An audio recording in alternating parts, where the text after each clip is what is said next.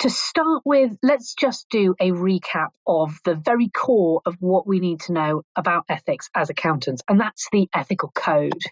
So the ethical code, it has two major components, the first being the fundamental ethical principles.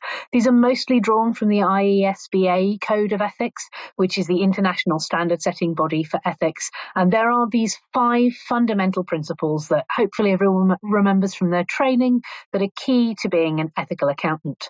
Integrity is the first. That's about being a reliable and honest person who people can trust to do the right thing.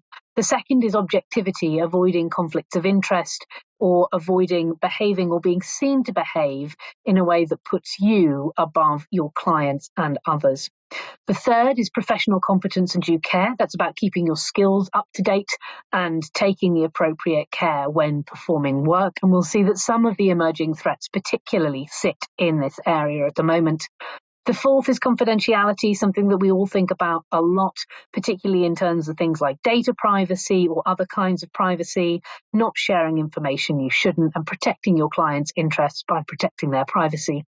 And the final one is professional behaviour. Again, we're going to see that there are some changes here at the moment, some ongoing changes in what's considered acceptable and ethical.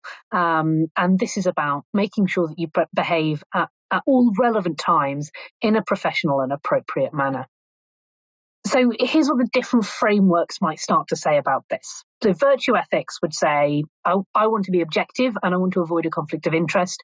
I want to be and be seen to be objective as well. So I shouldn't take the audit. There's no way that I can maintain that objectivity in this context.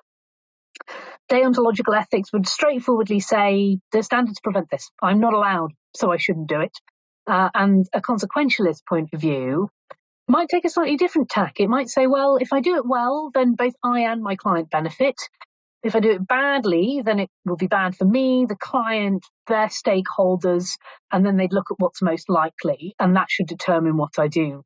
Now, I think it's unlikely that one would be able to get to a consequentialist outcome where the position was fundamentally that, yes, this is a good all-round outcome, because any sensible consequentialist would be looking at, can people trust me? Can I really be objective? What if this all comes out later? The consequences of breaking a rule as well. But it's interesting here that we might have a bit of a tension, and this is often how people justify unethical behavior to themselves, is by saying, well, the consequences of this are good, and so I shouldn't worry so much about the rules or the principles, which is why it's really important to have a mix.